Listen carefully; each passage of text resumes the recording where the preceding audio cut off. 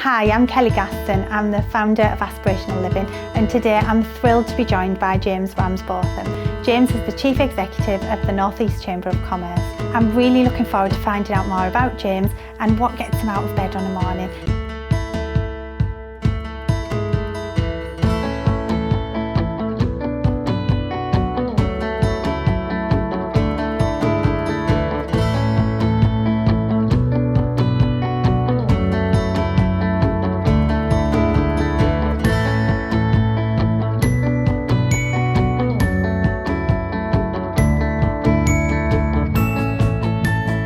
James, thank you for joining us. I'm thrilled to have you here today with Aspirational Living.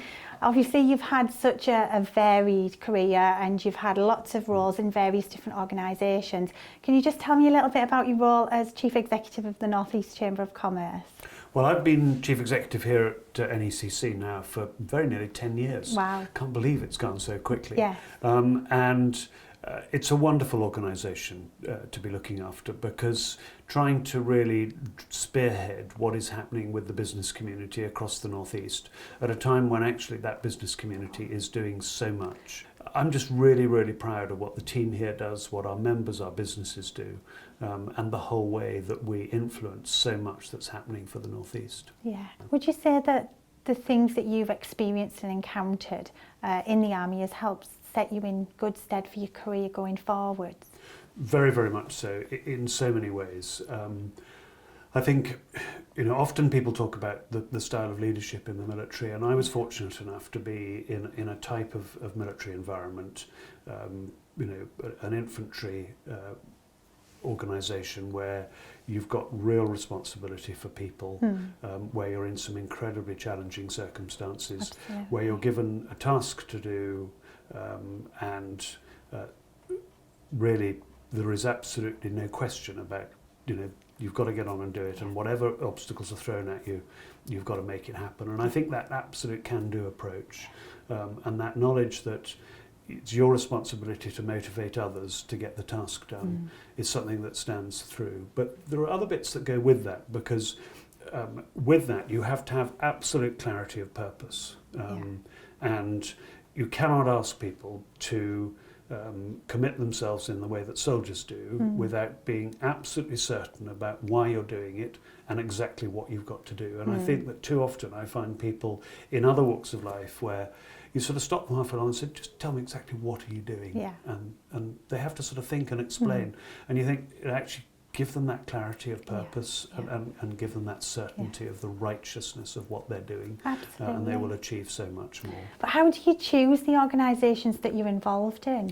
I will never get involved in anything that, one, I'm not passionate about, and two, that I don't believe I've actually got sufficient time to really deliver for. Because it's too easy to, I'm fortunate enough that I'm asked quite often to get involved in things, and sadly I have to say no more often than I say yes.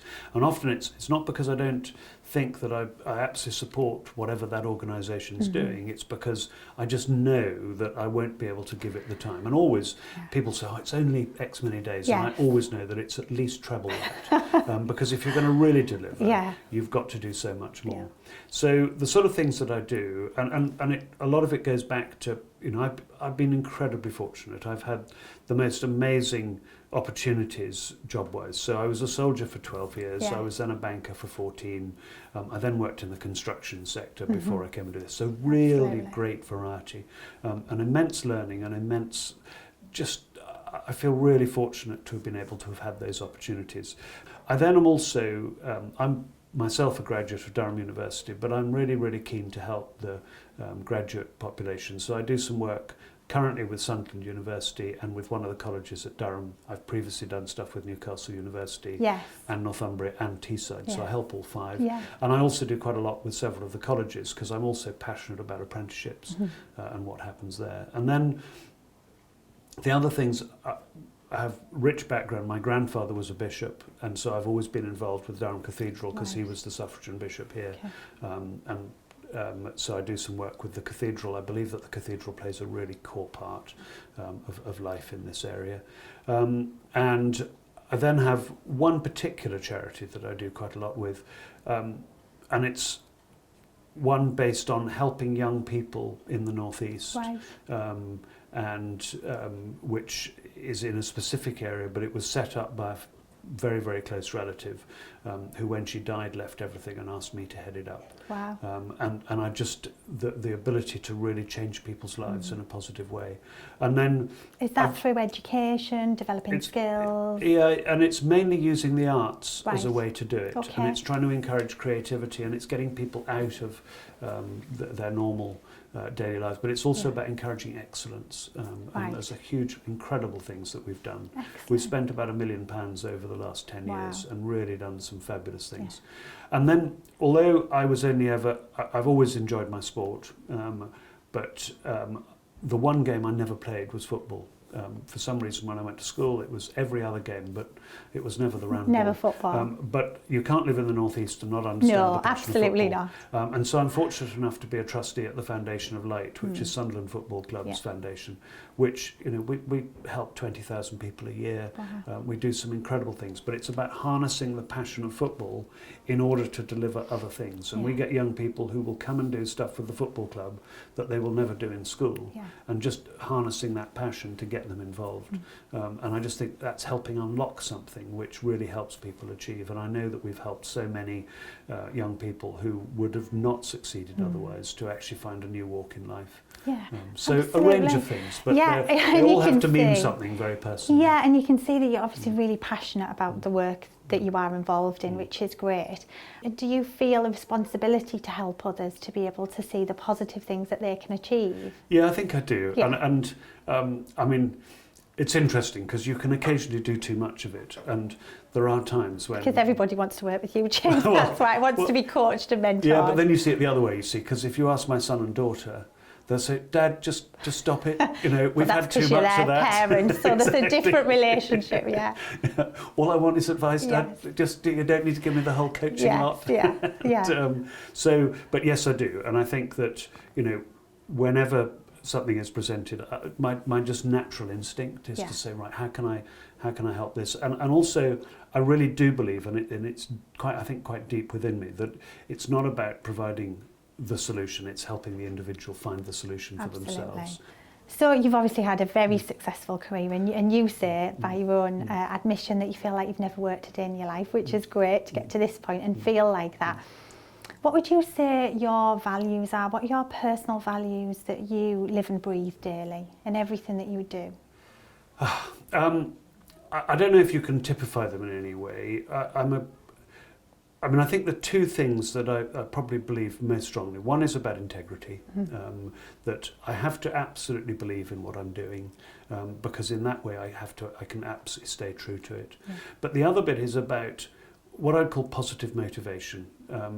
I think that I've always been a great believer that, you know, the carrot is far greater than the stick with people, and it's about liberating people to achieve their own ambitions. And it's not about self. I've never been that way focused at all. It must be about what other people can do and enabling them. But the motivation comes from raising morale, about helping people to believe that they can achieve things that they can't. And I think that probably comes from, as I say, my formative career as a soldier, which was often being asked to do some pretty challenging things, where you were going to ask the people for whom you were responsible to actually put themselves on the line in a unique way, and you had to give them that positivity that you could do it, and however much you were feeling inside, on the outside you had to show that you know, everything was going to be all right, and you had to give that.